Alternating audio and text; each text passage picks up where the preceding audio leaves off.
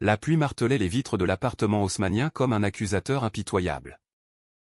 Et Henri Duval, les mains tremblantes, serrait son vieux par-dessus contre sa poitrine, se demandant si c'était le dernier regard qu'il jetterait sur ces murs jaunis par les ans. « Papa, c'est pour ton bien », avait murmuré Maxime d'une voix qui sonnait faux, comme un air de piano mal accordé. Et Henri avait hoché la tête, les larmes retenues par une fierté usée jusqu'à la trame. Mais au fond de lui, une voix hurlait « Non. Pas comme ça. Pas dans l'oubli d'une chambre anonyme où l'on attend la fin comme un colis abandonné. » Paris s'effaçait derrière les vitres embuées de la voiture. Un cortège funèbre pour une vie entière. Henri. 75 ans de luttes ouvrières dans les usines de banlieue. De nuits solitaires après la mort de sa femme Claire. Se sentait comme un meuble démodé qu'on range au grenier. Maxime, son unique fils, conduisait en silence, les jointures blanchies sur le volant. 38 ans. Ce garçon aux épaules larges et aux yeux verts hérités de Claire, qui avait toujours été le soleil de leur foyer modeste. Mais depuis 10 ans, quelque chose avait changé. Maxime avait avoué son amour pour un homme. Léo et Henri, ce pilier rigide de la France profonde, avait érigé un mur de silence, de regards fuyants, de dîners tendus où les couverts cliquetaient comme des reproches. « On y sera bientôt. Papa, » dit Maxime enfin, brisant le silence comme un verre qui se fissure. Sa voix était douce. Trop douce. Et Henri y décelait une pitié qu'il haïssait. « Pour mon bien. » Les mots tournaient en boucle dans sa tête. La maison de retraite? Il l'avait visitée une fois. Par curiosité morbide, des couloirs aseptisés. Des résidents aux yeux vides fixant des fenêtres grillagées. Des repas tièdes servis sur des plateaux en plastique. C'était là qu'il finirait. Seul avec ses regrets, le regret de n'avoir pas su aimer son fils comme il le méritait. Le regret d'avoir laissé la peur de l'opinion voisine empoisonner leurs derniers instants. La voiture quitta l'autoroute A6. Filant vers le sud. Vers la Provence qu'il n'avait plus revue depuis l'été 1985. Quand Claire et lui avaient emmené un Maxime de 10 ans cueillir des lavandes sous un soleil impitoyable. Les collines se succédaient. Ocre et sèches. Comme les plis d'un visage ridé par le temps. Henri ferma les yeux, revoyant ce gamin aux cheveux en bataille, riant aux éclats devant un papillon bleu. « Que ai-je fait de toi, mon fils ?» se demanda-t-il. Le cœur serré. Maxime avait réussi. Architecte à Paris. Avec un appartement chic dans le Marais. Mais Henri n'y mettait jamais les pieds. Pas à cause de Léo. Non, du moins. C'est ce qu'il se racontait. C'était la vie qui avait pris un chemin tortueux. Loin de ses rêves d'une famille normale. Soudain, la voiture ralentit. Henri rouvrit les yeux. Il n'était pas arrivé à Avignon. Ni à ces banlieues pavillonnaires où les maisons de retraite pullulaient comme des champignons après la pluie. Non.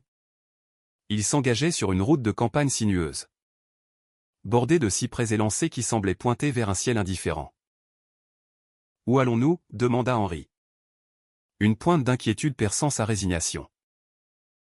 Maxime esquissa un sourire. Mais ses yeux restèrent rivés à la route. « Patience, papa. C'est une surprise. » Une surprise. Le mot sonnait comme une moquerie. Henri se raidit. Ses articulations arthritiques protestant contre le siège en cuir trop souple. Il pensa à Claire. À ses derniers jours dans cet hôpital de la Pitié-Salpêtrière. Où elle lui avait pris la main et murmuré « Promets-moi de veiller sur lui. » Henri. Peu importe qui il aime. Il avait promis. Mais les promesses sont des chaînes qui rouillent avec le temps. Maxime gara la voiture devant une grille rouillée. Orné d'une plaque effacée par les intempéries, domaine des lavandes perdues. Pas une maison de retraite, mais une ferme isolée, perdue au milieu de champs ondulants de pourpre et de vert. Descends. Papa, dit Maxime en coupant le moteur. Henri obéit, les jambes engourdies, et inspira l'air chargé d'herbes sauvages et de terre humide. La pluie avait cessé, laissant place à un arc-en-ciel pâle qui ourlait les collines. Maxime le guida vers la maison.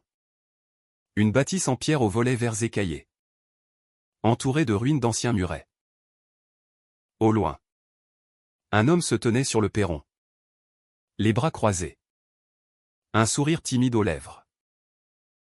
Léo. Grand, élancé, avec des boucles châtaines et des yeux noisettes qui pétillaient d'une intelligence tranquille. L'homme que Henri avait évité comme la peste, prétextant des migraines ou des rendez-vous imaginaires. Bienvenue, Henri, dit Léo d'une voix chaude, avec cet accent du sud qui roulait les airs comme des cailloux dans un torrent. Henri s'arrêta net, le cœur battant la chamade. Qu'est-ce que cela signifie? Maxime posa une main sur son épaule. Un geste si rare qu'il en fut presque douloureux. Entre. Papa. Il est temps de parler. À l'intérieur, l'air embaumait le thym et le bois ciré. La pièce principale était un chaos chaleureux, des cartons empilés, des meubles couverts de draps poussiéreux, une cheminée noircie où des bûches attendaient l'hiver. Pas de lit médicalisé. Pas d'infirmière en blouse blanche. Juste des traces d'une vie en suspens. Henri s'assit sur un canapé usé, les mains jointes comme en prière. Maxime. Qu'est-ce que c'est que tout ça? Tu m'as dit. Je sais ce que j'ai dit. Coupa Maxime, s'agenouillant devant lui, les yeux brillants de larmes contenues. J'ai menti? Papa. Pas pour te blesser, mais parce que je ne supportais plus de te voir dépérir seul à Paris. Cette maison, c'était celle de grand-mère? Avant qu'elle ne la vende. Léo et moi, on l'a rachetée. Pour nous trois. Henri sentit le monde basculer. Pour nous trois? La phrase résonnait comme un écho impossible. Il regarda Léo, qui hochait la tête en silence. Une tasse de thé fumante entre les mains. Henri, vous n'êtes pas un fardeau. Vous êtes la famille. Les mots le frappèrent comme une gifle. Famille. Ce mot qu'il avait si longtemps perverti par ses silences. Mais avant qu'il puisse répondre, un bruit de gravier crissa dehors, une voiture approchait. Maxime se releva d'un bond, le visage blême. Ce n'est pas possible. Pas maintenant. La porte s'ouvrit à la volée, et une silhouette familière entra. Trempé par une averse soudaine, Antoine. Le frère aîné de Maxime, non. Son oncle? Non. Attendez. Antoine était le cousin de Claire. Un homme au visage taillé à la serpe, qui avait toujours convoité l'héritage familial avec une avidité mesquine. Maxime. Qu'est-ce que tu fous ici? Cette maison est à moi. J'ai les papiers. Le conflit éclata comme un orage d'été. Antoine. Cet opportuniste qui avait attendu la mort de Claire pour réclamer sa part. Agitait un dossier jauni sous le nez de Maxime. Ton père est gâteux. Et toi? Toi et ton ami. Vous n'avez pas votre place ici. L'insulte glissa sur Léo comme de l'eau. Mais elle trancha Henri comme un couteau. Ton ami. Les vieux démons se réveillèrent, la honte, la peur, le refus. Maxime se planta devant Antoine, le poing serré. Sors d'ici, Antoine. Cette maison est à nous. Papa l'a racheté pour moi avant de mourir. Mais Antoine ricana, dévoilant des documents falsifiés. Des signatures douteuses. La trahison était là. Tapi dans l'ombre des ans, Antoine avait manipulé Henri des années plus tôt, le forçant à signer des actes sous prétexte de dettes imaginaires. Henri se leva, vacillant. « C'est ma faute ?» murmura-t-il. « J'ai laissé la peur me guider. J'ai signé sans lire. Pour protéger. Pour protéger une image. » Ses yeux se posèrent sur Maxime et Léo, enlacés instinctivement face à l'intrus. Leur amour, si pur, si résili, contrastait avec sa propre lâcheté. Le cœur d'Henri se brisa en deux, une moitié hurlait de rage contre Antoine. L'autre pleurait pour les années perdues. La dispute s'enflamma. Antoine accusa Maxime d'être un ingrat. Un pervers qui souillait le nom du Val. Léo intervint. Calme mais ferme, l'amour n'est pas une perversion. Antoine. C'est ce qui nous sauve tous. Mais les mots ne suffirent pas, Antoine lança une chaise qui s'écrasa contre le mur. Un éclat de bois volant comme une menace. Henri, dans un sursaut d'énergie oubliée, s'interposa. Assez, tonna-t-il. Sa voix rauque résonnant dans la pièce. Pour la première fois depuis des lustres. Il vit clair, la maison de retraite n'était qu'un leurre. Une échappatoire à sa culpabilité. Mais ici, au milieu des lavandes, il pouvait réparer. Antoine, tu n'auras rien. Cette maison est à mon fils. À Maxime et à Léo. Le cousin s'avança, menaçant. Mais Maxime le repoussa d'un geste. La bagarre fut brève. Physique et brute, un coup de poing échangé. Du sang sur la lèvre d'Antoine. Puis, sirène au loin, un voisin avait appelé la police. Antoine fut emmené. Menotté. Jurant vengeance dans la nuit provençale. Le silence retomba. Lourd de poussière et de vérité. Henri s'effondra sur le canapé. Épuisé. Maxime s'agenouilla à nouveau. Cette fois pour le serrer dans ses bras. Papa. Je t'aime. Peu importe tout. Léo posa une main sur l'épaule d'Henri. Un geste simple qui valait toutes les excuses. Mais ce n'était que le début. La nuit s'étira. Et avec elle, les confessions. Henri raconta ses nuits d'insomnie. Hanté par les rires moqueurs de son enfance ouvrière. Où l'homosexualité était un tabou pire que la misère. Maxime avoua sa douleur. Les années à se cacher. À aimer Léo en secret pour ne pas blesser son père. Léo, ce pilier discret, révéla son propre passé, orphelin de la banlieue marseillaise. Il avait trouvé en Maxime non seulement un amant, mais un foyer.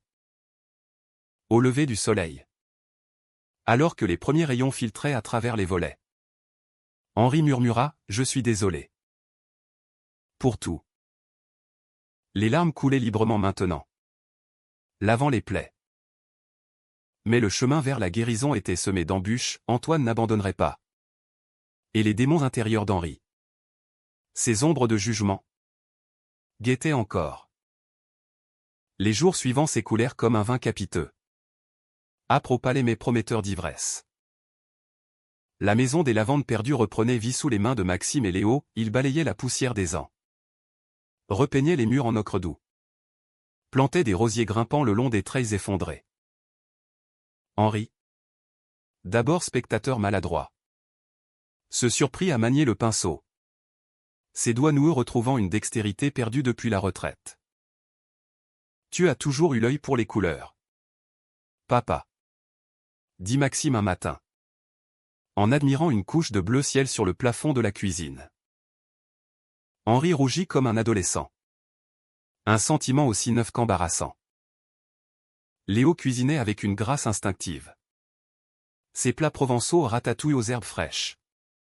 Daube de bœuf mijoté à feu doux emplissant l'air d'arômes qui évoquaient les dimanches d'antan. Assis à la table rustique, Henri observait ce duo, Maxime. Passionné et impulsif. Gesticulant avec enthousiasme sur ses projets d'aménagement, Léo, posé et attentif. Complétant les phrases de son compagnon d'un regard complice. Leur amour n'était pas ostentatoire, mais palpable. Comme une brise tiède qui enveloppe sans étouffer. Henri se surprit à sourire. Un vrai sourire. Quand Léo taquinait Maxime sur son incapacité à éplucher une tomate sans la massacrer. Pourtant, les ombres planaient. Les nuits étaient les pires, Henri se réveillait en sueur. Hanté par des rêves où Claire le réprimandait. Son visage pâle accusateur, tu l'as repoussé.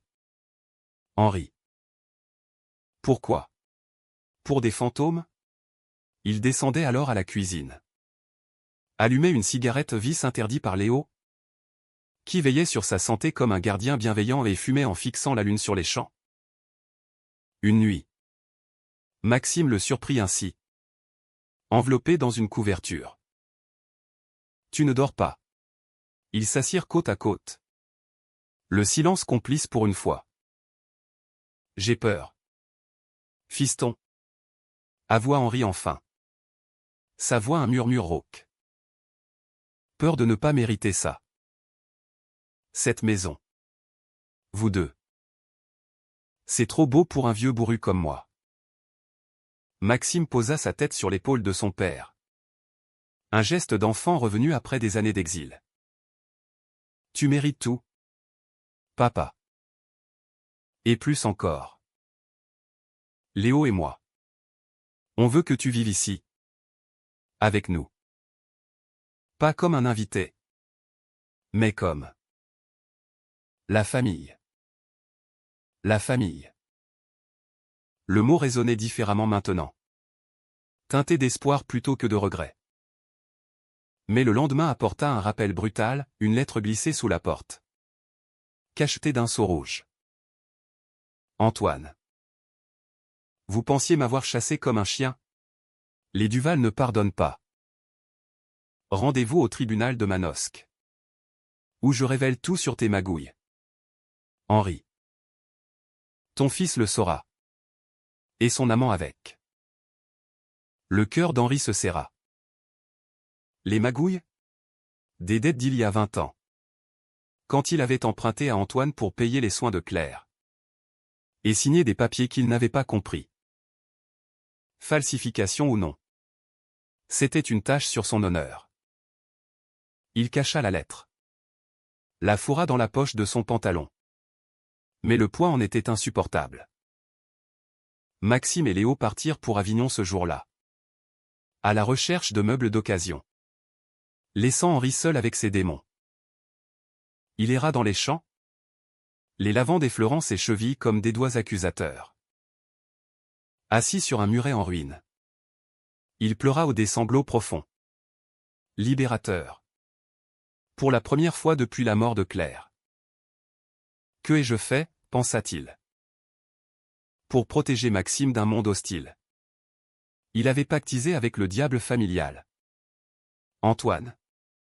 Cet homme qui haïssait tout ce qui déviait de sa vision étroite de la morale. Le soir venu. Maxime et Léo rentrèrent chargés de trésors, un lit en fer forgé. Une armoire provençale aux sculptures florales. Des coussins brodés qui sentaient la lavande séchée. Ils rirent en installant le tout. Maxime mimant un roi sur son trône. Léo feignant l'esclavage avec un clin d'œil. Henri les observa depuis le seuil. Le cœur gonflé d'une tendresse nouvelle. Mais quand ils s'embrassèrent un baiser chaste, fugace. Sous le porche éclairé par la lune où une pointe de malaise le traversa. Pas de la répulsion. Non, de la jalousie. Peut-être. Jalousie pour cet amour qu'il n'avait su offrir à Claire. Prisonnier de ses conventions. Rejoins-nous pour dîner. Henri. Appela Léo. Et il obéit. la lettre brûlant dans sa poche. Le repas fut un festin, gigot d'agneau rôti aux herbes.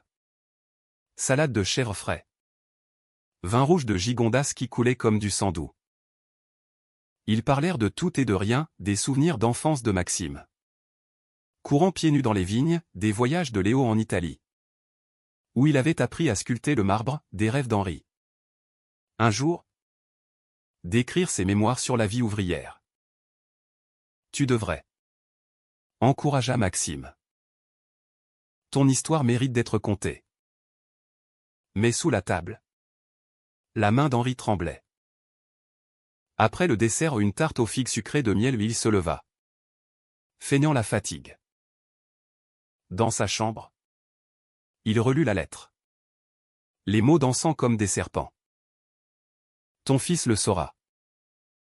Maxime découvrirait que son père, pour protéger la famille, avait hypothéqué l'héritage, rendant possible l'arnaque d'Antoine.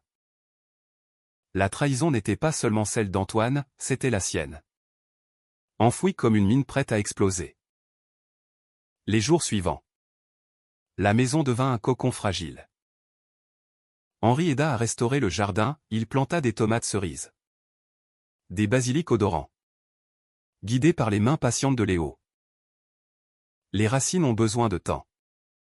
Henri, dit ce dernier un après-midi, entassant la terre autour d'un jeune plant. Comme nous tous. Leurs regards se croisèrent. Et pour la première fois, Henri vit Léo non comme un intrus, mais comme un fils par alliance. Forgé dans l'amour. Maxime, de son côté, organisa une sortie, une promenade dans les gorges du Verdon, où les eaux turquoises serpentaient entre des falaises rouges. Ils marchèrent en file indienne. Maxime au milieu, tenant la main d'Henri d'un côté, celle de Léo de l'autre. Le soleil cognait, mais l'air était pur, chargé d'eucalyptus. Au bord d'un promontoire, Maxime s'arrêta, essoufflé. Regardez ça, souffla-t-il. Le canyon s'étendait. Infini. Un vertige de beauté sauvage. Henri, le cœur battant, murmura, c'est comme la vie. On pense être au bord du précipice. Et puis, on voit plus loin. Ce soir-là, autour d'un feu de camp improvisé dans le jardin, ils partagèrent des histoires plus intimes. Maxime raconta leur première rencontre, un café bondé à Paris. Léo renversant du café sur son pantalon blanc. Et au lieu de s'excuser maladroitement, il avait ri. Offert un nettoyage à sec. Puis un dîner. J'ai su tout de suite, confia Maxime, les yeux dans ceux de Léo, que tu étais l'homme de ma vie. Léo rougit, serra la main de Maxime. Henri écouta, fasciné. Une chaleur nouvelle l'envahissant. L'amour, c'est ça, pensa-t-il. Simple, tenace, comme une racine dans la roche. Mais le cocon se fissura 2 semaines plus tard. Un appel de l'avocat, Antoine avait porté plainte, alléguant fraude sur l'héritage. Le tribunal fixerait une audience à Manosque. Maxime pâlit. Léo serra les dents. On va s'en sortir, assura-t-il. Mais Henri, rongé par la culpabilité, ne dormit plus. Il décida, dans l'ombre de sa chambre, de tout avouer, mais pas encore. Pas avant d'avoir tenté de réparer seul. Une nuit d'orage. Alors que la foudre zébrait le ciel, Henri prit la voiture au sel de Maxime, garée sous la Pentide, et roula vers Manosque. Il confronterait Antoine, seul, pour enterrer le passé. La route était glissante, le vent hurlant comme un cœur de regret. Arrivé au petit matin dans un café miteux où Antoine l'attendait. Henri posa la lettre sur la table. Finissons en. Qu'est-ce que tu veux vraiment? Antoine. Les yeux injectés de haine. Ricana. La maison. Et que ton fils sache quel lâche tu es. Tu as vendu l'âme de Claire pour tes dettes. Les mots frappèrent juste. Et Henri s'effondra. Mais au lieu de supplier, il se redressa. J'ai été faible. Mais Maxime et Léo. Ils sont ma rédemption. Tu ne toucheras pas à ça. La confrontation tourna au vinaigre, Antoine. Ivre de rage. Le poussa violemment. Henri trébucha, sa tête heurtant le comptoir. Du sang coula. Chaud et salé. Le cafetier appela les gendarmes. Et Antoine fut arrêté pour agression. Mais le mal était fait, une commotion cérébrale légère. Et pire, un appel paniqué de Maxime, qui avait trouvé la voiture absente. Quand Henri revint à la maison, soutenu par un Maxime blême et un Léo aux yeux rougis, la vérité éclata. La lettre découverte dans la voiture. Les explications haletantes. Maxime hurla, pourquoi? Papa? Pourquoi tout seul? Léo? Plus calme. Banda la plaie au front d'Henri. Parce qu'il t'aime. Maxime. À sa manière tordue. Le silence qui suivit fut un abîme. Henri, allongé sur le lit, murmura, pardonne-moi. Fiston. J'ai trahi Claire. Toi. Moi-même. Pour une peur stupide. Maxime s'assit au bord du lit. Les larmes coulant. Je te pardonne. Mais ne nous laisse plus jamais. Cette nuit-là. Pour la première fois. Henri dormit d'un sommeil profond. Bercé par les murmures des amants dans la pièce voisine, non pas avec malaise, mais avec une paix nouvelle. Le tribunal approchait. Mais l'amour, ce fil ténu, les unissait plus fort. Le soleil de septembre inclinait déjà ses rayons vers l'automne, peignant les lavandes en teinte cuivrée. Comme si la Provence elle-même retenait son souffle avant la tempête judiciaire. La maison bruissait d'une activité fébrile, Maxime arpentait les pièces en long et en large, consultant des dossiers sur son ordinateur portable. Ses cheveux en désordre comme un champ de bataille. Léo, encre de calme, préparait des repas simples mais réconfortants aux bouillabaisse aux saveurs marines. Pain croustillant trempé dans l'huile d'olive tout en jetant des regards inquiets vers Henri, qui errait dans le jardin comme un fantôme apaisé. L'audience à Manosque se profilait. Un coup près suspendu au-dessus de leur tête. Antoine avait mobilisé un avocat véreux. Un homme au costume gris et aux arguments aiguisés comme des lames. Prêt à disséquer les faiblesses d'Henri, les dettes occultes. Les signatures hâtives. Les silences complices. On va gagner. Répétait Maxime comme un mantra. Mais sa voix tremblait. Henri, lui, s'était muré dans une résolution stoïque. Il témoignerait. Viderait son sac devant le juge. Quitte à ce que tout s'effondre. Mieux vaut la vérité nue que des mensonges en lambeaux. Pensait-il. En arrachant les mauvaises herbes qui étouffaient les rosiers. Une semaine avant le procès, Léo organisa une escapade, un pique-nique au Beau de Provence. Ces ruines médiévales perchées sur un éperon rocheux, où le vent portait encore les échos de troubadours oubliés. Ils grimpèrent le sentier escarpé. Henri en tête malgré ses genoux capricieux. Soutenu par le bras ferme de Maxime. En haut, sous l'ombre d'un olivier centenaire, ils déballèrent le panier, fromage de chèvre affiné. Olives noires marinées. Une bouteille de rosé frais qui pétillait sous le soleil. À nous trois. Porta Léo en levant son verre. Et Henri. Pour la première fois. Trinqua sans hésiter. Le cristal tintant comme un serment. Assis sur une couverture écossaise. Ils laissèrent les mots couler. Maxime parla de son enfance.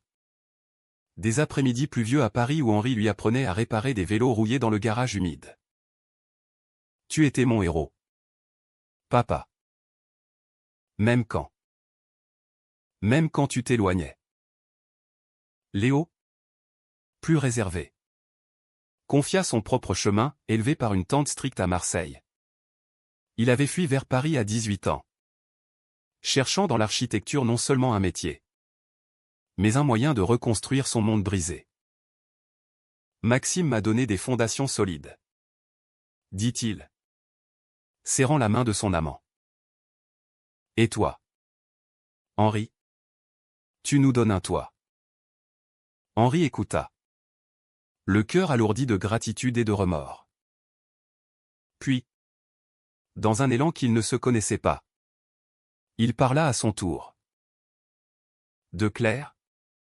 Cette femme aux yeux rieurs qu'il avait arrachée à la grisaille des usines, de la nuit où Maxime, adolescent, avait pleuré dans ses bras après une dispute au lycée, avouant ses premiers émois pour un camarade. J'ai eu peur. Admit-il. La voix brisée. Peur pour toi. Pour nous.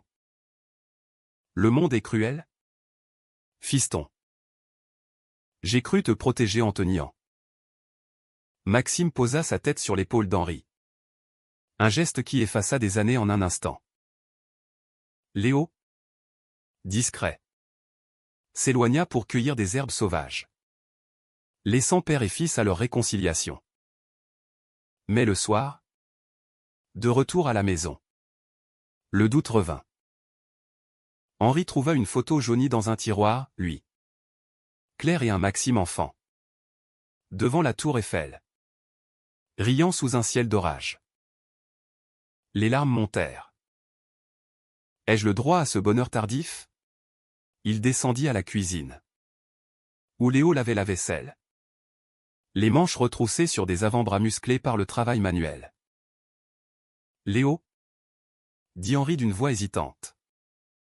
Pourquoi restes-tu avec un vieux comme moi? Qui a tant blessé? Léo se tourna, essuyant ses mains sur un torchon. Ses yeux noisettes brillaient d'une franchise désarmante. Parce que l'amour n'est pas une ligne droite. Henri. C'est un cercle, il revient toujours. Plus fort des blessures. Maxime t'aime. Et moi. Je commence à t'aimer aussi. Pas comme un beau-père. Mais comme un père. Les mots enveloppèrent Henri comme une couverture chaude. Il tendit la main. Maladroit. Et Léo la serra. Un pacte silencieux scellé dans la lueur tamisée de la lampe. Le jour du procès arriva comme un vent de Mistral. Sec et impitoyable. Manosque. Petite ville nichée au pied des Alpes. Bruissée d'une agitation contenue. Le tribunal. Un bâtiment austère aux colonnes néoclassiques. Avala les trois hommes comme un monstre de pierre. Antoine était là.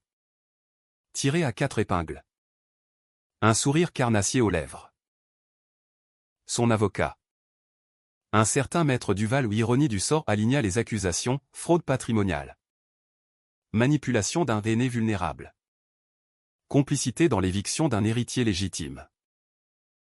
Henri témoigna en premier. La gorge serrée. Sous les néons crus. Il raconta tout, les dettes pour Claire. Les papiers signés à la va-vite. Sa faiblesse face à Antoine. J'ai été un idiot. Monsieur le juge. Dit-il. La voix ferme malgré les tremblements. Mais cette maison n'est pas un trophée. C'est un foyer. Pour mon fils? Pour Léo? Pour moi. Le magistrat.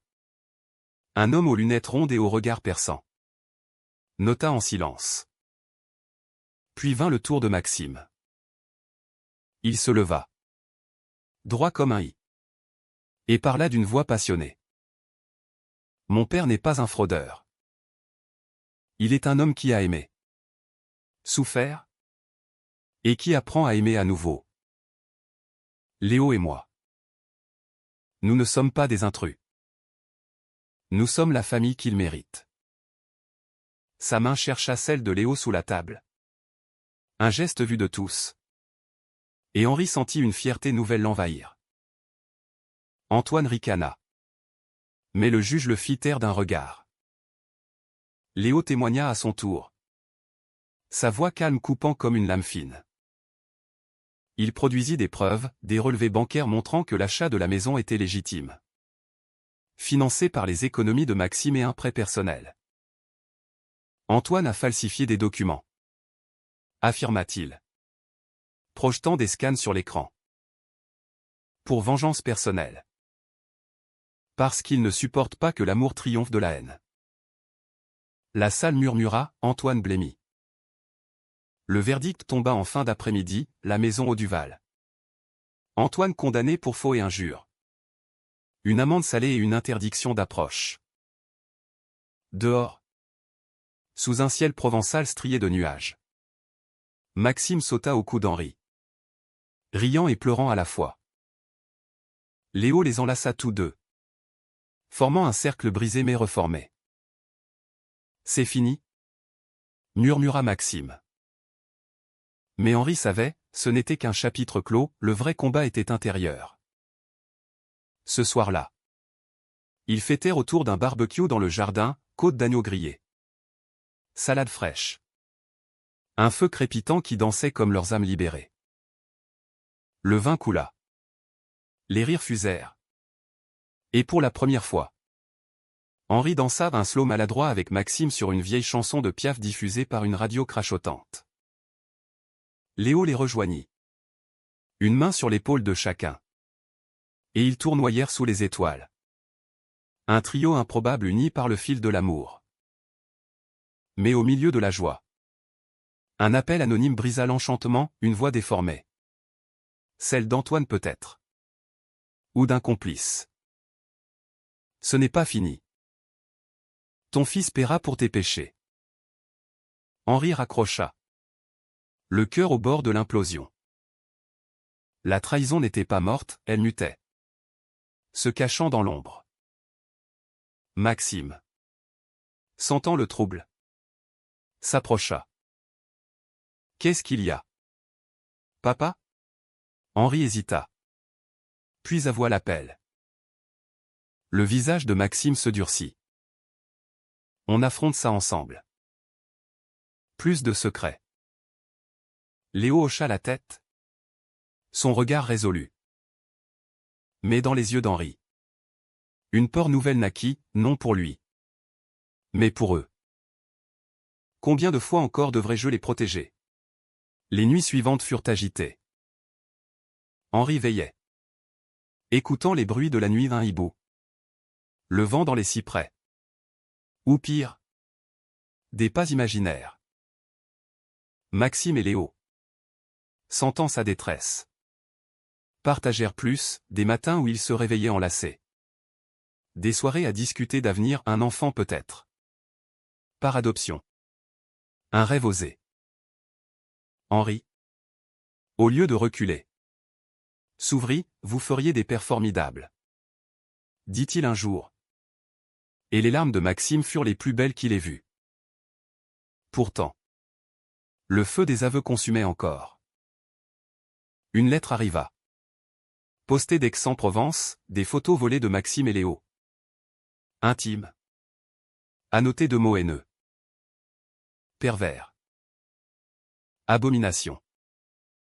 Envoyé par un bienfaiteur anonyme. Mais l'écriture trahissait Antoine. Maxime vomit de rage. Léo serra les poings. Henri. Brisé. Murmura, c'est ma faute. Ma faiblesse a ouvert la porte à ça. Non. Corrigea Léo. C'est la haine du monde. Henri. Pas la tienne. Et on la combattra. Ensemble. Ils brûlèrent les photos dans le feu du jardin. Les flammes dévorant les poisons. Mais les cendres restaient. Un rappel que l'amour, si romantique, était aussi un champ de bataille. Octobre enveloppa la Provence d'un manteau ocre-héros. Les feuilles des vignes craquant sous les pas comme des confidences étouffées. La maison des lavandes perdues. Désormais un havre restauré. Vibrait d'une harmonie précaire, les murs repeints chantaient sous la lumière rasante. Le jardin ployait sous les récoltes courgettes dodues. Aubergines luisantes. Tomates juteuses qui éclataient en bouche comme des promesses. Henri s'était métamorphosé en jardinier zélé. Ses mains calleuses creusant la terre avec une ferveur presque religieuse.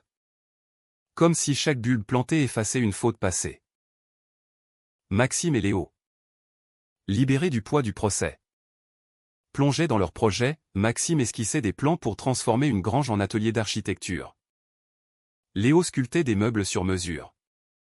Ses ciseaux mordant le bois avec une précision amoureuse. Leurs soirées étaient des symphonies domestiques, dîners aux chandelles où le vin rouge déliait les langues. Promenade au clair de lune le long des sentiers bordés de murets en pierre sèche. Henri les observait. Un sourire aux lèvres. Mais le cœur noué par l'appel anonyme qui hantait ses nuits. Ton fils paiera. Les mots étaient un ver qui rongeait le fruit de leur paix. Un matin brumeux. Alors que la rosée perlait encore sur les herbes. Henri surprit Maxime et Léo dans la cuisine. Ils s'embrassaient. Paresseux et tendres. Les doigts de Léo emmêlés dans les cheveux de Maxime. Un mug de café fumant oublié sur le comptoir. Le spectacle. Au lieu de choquer.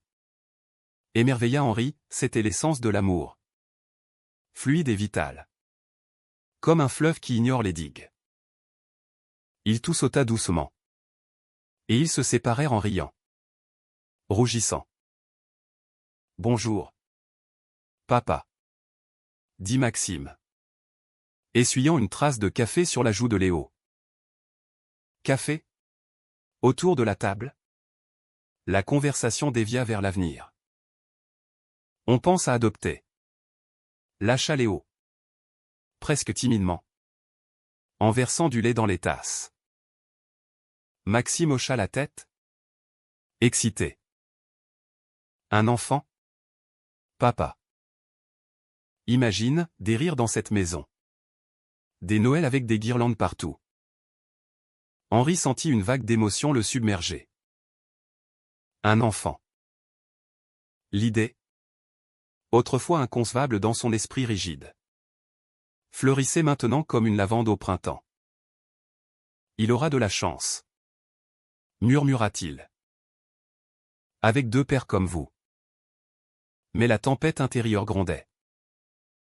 Ce soir-là, seul dans sa chambre, Henri fouilla dans une boîte de souvenirs, lettres de Claire. Jauni par le temps, photo de Maxime bébé. Potelé et joyeux, un article de journal sur un scandale homosexuel des années 80. Qu'il avait découpé par curiosité malsaine. Pourquoi ai-je gardé ça? Se demanda-t-il. Déchirant le papier en menus morceaux. Ses propres préjugés. Hérité d'une France rurale où l'amour contre nature était chuchoté comme un maléfice. L'avait empoisonné. Il avait projeté cette peur sur Maxime. Le repoussant vers des bars sombres du Marais. Vers des amours furtives. Jusqu'à Léo, ce sauveur discret qui avait su attendre. Le lendemain. Une visite inattendue fissura l'harmonie. Marie. La sœur cadette de Claire. Débarqua sans prévenir. Sa Peugeot cabossait crachotant sur le gravier. 70 ans bien sonné. Avec des cheveux teints en blond et un maquillage outrancier. Elle était le fantôme bruyant du passé.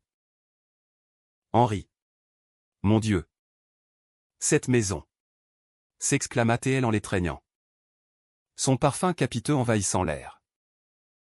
Maxime et Léo l'accueillirent avec courtoisie. Mais Henri sentit le piège, Marie. Veuve acariâtre. Avait toujours été l'allié d'Antoine. murmurant des ragots sur le garçon de Maxime lors des enterrements familiaux. Le déjeuner fut tendu, Marie picorait sa salade niçoise, jetant des regards obliques à Léo. Alors? C'est lui? Le compagnon? Demanda-t-elle enfin. Le mot glissant comme une limace. Maxime se raidit. Mais Léo répondit avec grâce, oui. Marie. Et Henri est notre famille. Elle rit. Un gloussement forcé. Oh. Bien sûr. Mais Henri. Chérie. Tu es sûr que c'est sage? À ton âge. Les changements. Henri posa sa fourchette. Le cliquetis résonnant comme un verdict. Marie. Si tu es venue pour juger. La porte est là. Sinon. Parle de Claire. Parle de nous. Les mots ouvrirent les vannes. Marie. Adoucie par le vin. Confia ses propres regrets, un mariage raté. Une fille éloignée. Une vie de faux semblants. J'ai envié Claire. Tu sais. Elle t'avait. Toi. Et Maxime. Il est si fort. Maxime. Touché. Lui prit la main. Reste. Tante Marie. Aide-nous à planter les bulbes d'hiver. Elle accepta. Et l'après-midi se transforma en allégresse, ils creusèrent la terre ensemble. Riant des vers de terre qui gigotaient. Marie taquinant Léo sur son accent marseillais. Mais le soir, après son départ, Maxime confronta Henri. Elle est toxique. Papa. Comme Antoine. Pourquoi la laisser entrer? Henri soupira. Assis sur le perron. Une cigarette aux lèvres, Léo avait cédé. Pour une fois. Parce que la famille. Fiston. C'est aussi les épines. On les taille. Mais on ne les arrache pas toutes. Maxime s'assit à ses côtés. Et ils fumèrent en silence. Père et fils unis dans la nuit étoilée. La tempête éclata littéralement 3 jours plus tard, un orage biblique. Avec des vents hurlants qui arrachaient les tuiles. Des trompes d'eau qui transformaient le jardin en lac boueux. La foudre frappa la grange. Et le feu prit. Vorace. Maxime et Léo se précipitèrent dehors. Seau à la main. Tandis qu'Henri, le cœur en panique, appelait les pompiers. Les flammes dansaient. Rougeoyantes. Dévorant les plans de Maxime. Les outils de Léo. Non, hurla Maxime. Courant vers l'incendie. Retenu par Léo. Henri, dans un acte de folie, attrapa un tuyau et arrosa le brasier. Son corps frêle trempé et fumant. Les pompiers arrivèrent, éteignant le sinistre en 1 heure. Mais la grange n'était plus qu'un squelette noirci. Assis sur les marches. Ruisselant. Ils pleurèrent. Tout notre travail. Murmura Léo. La voix brisée. Maxime le serra contre lui. Furieux. C'était pas un accident. L'appel? Maintenant ça. Antoine. Henri. Silencieux. Se rappela un détail, un mégot de cigarette trouvé près de la grange. Marqué d'un rouge à lèvres, celui de Marie? La trahison s'insinuait. Venimeuse.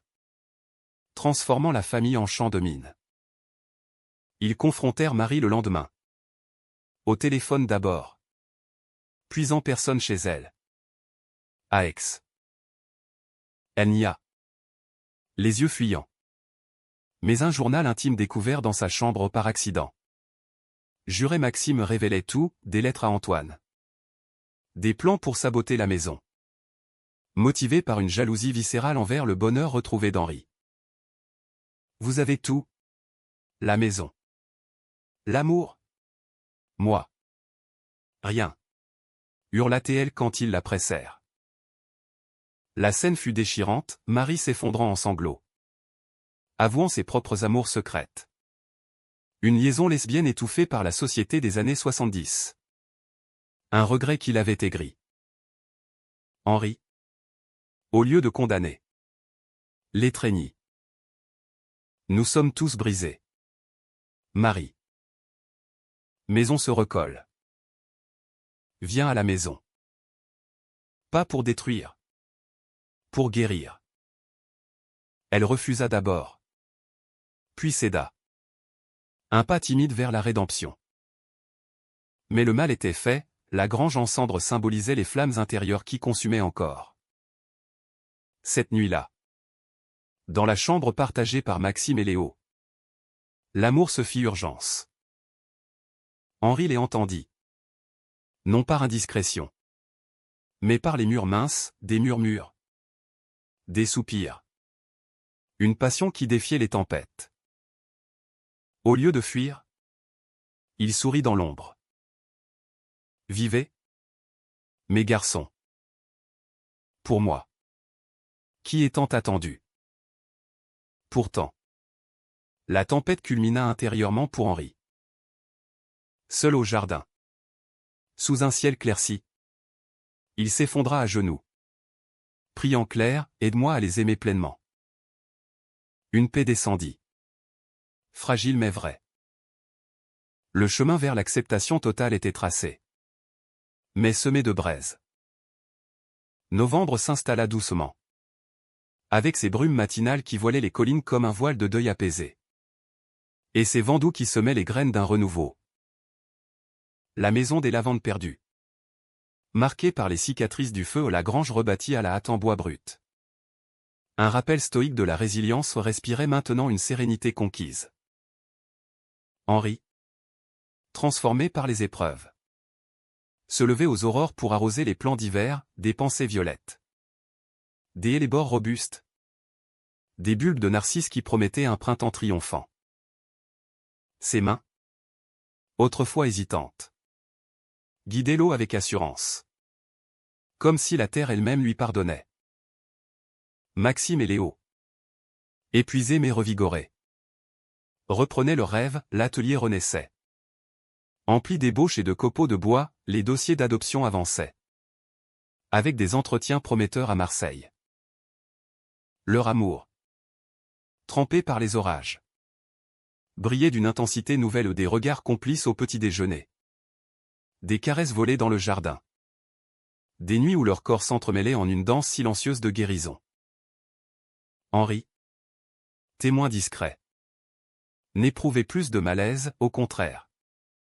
Une joie pudique l'envahissait. Comme un père veillant sur ses enfants prodigues.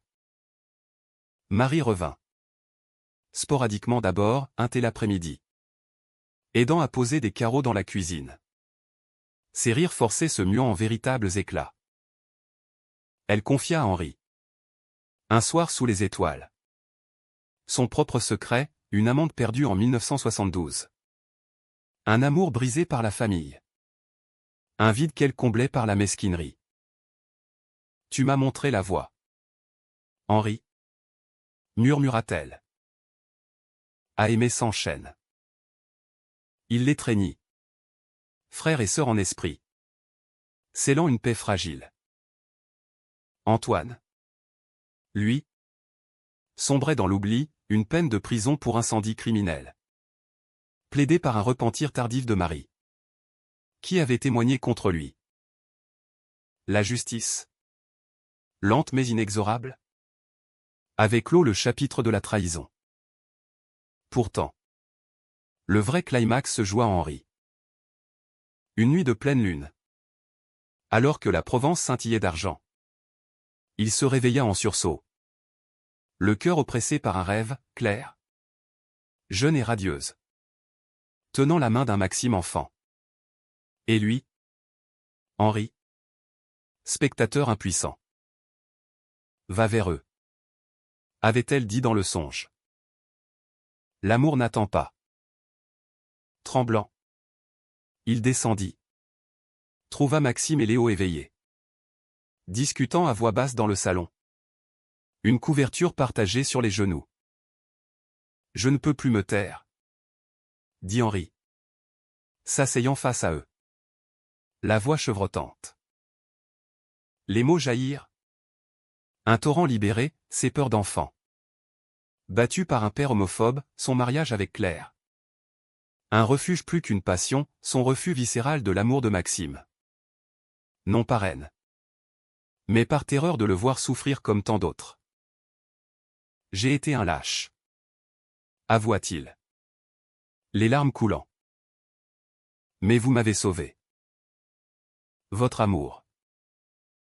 Il m'a appris à m'aimer moi-même. » Maxime pleura, s'agenouillant pour enlacer son père. « On s'en fout du passé, papa. C'est maintenant qui compte. » Léo, les yeux humides, posa une main sur l'épaule d'Henri. « Vous êtes notre pilier. Sans vous, cette maison serait vide. » Ils restèrent ainsi jusqu'à l'aube. Un trio enlacé. Les confessions tissant un filet indestructible. Pour la première fois, Henri embrassa Maxime sur les lèvres à un baiser paternel. Pur. Chargé d'années rattrapées. Les semaines suivantes furent un hymne à la vie. Ils adoptèrent un chien errant. Un bâtard joyeux nommé Bleu, qui gambadait dans les champs avec une énergie contagieuse. Marie s'installa dans une chambre d'amis, aidant à des ateliers de poterie où les trois hommes Maxime, Léo, Henri modelaient l'argile en rire maladroit. Un week-end. Ils partirent à Paris. Non pour fuir, mais pour clore. Henri visita l'appartement vide de Maxime, le donna en sous-location. Et ensemble, ils jetèrent des fleurs dans la Seine. Un rituel pour Claire. Le renouveau culmina à Noël, la maison parée de guirlandes lumineuses. Une dinde rôtie farcie de marron.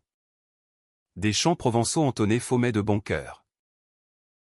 Marie chanta une pastorale. Sa voix rauque couvrant les fausses notes, Bleu mâchouilla un os sous la table. Maxime offrit à Henri un album photo, des clichés de leur vie nouvelle. De lavande en fleurs à des dîners partagés.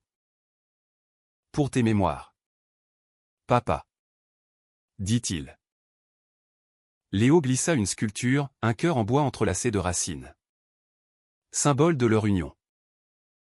Mais la romance s'épanouit en douceur. Une Saint-Valentin pluvieuse vit Maxime et Léo s'évader à Gordes, village perché aux ruelles pavées, pour une nuit d'amour dans une chambre d'auberge aux poutres apparentes. Henri, resté à la maison, leur prépara un retour surprise, un dîner aux chandelles, avec des lettres écrites à la main. « Merci d'être vous, » lut Maxime, la voix émue. Léo, rougissant, murmura « Et toi, Henri, d'être notre père. » Le printemps arriva. Explosif, les narcisses éclatèrent en jaune vif. Les lavandes bourgeonnèrent en promesses pourprées. L'adoption fut approuvée, un garçon de 5 ans. Julien, aux yeux verts comme Maxime, arriva un matin de mai. Timide mais curieux. Henri le prit dans ses bras le premier. Un grand-père instantané. « Bienvenue, petit, » dit-il.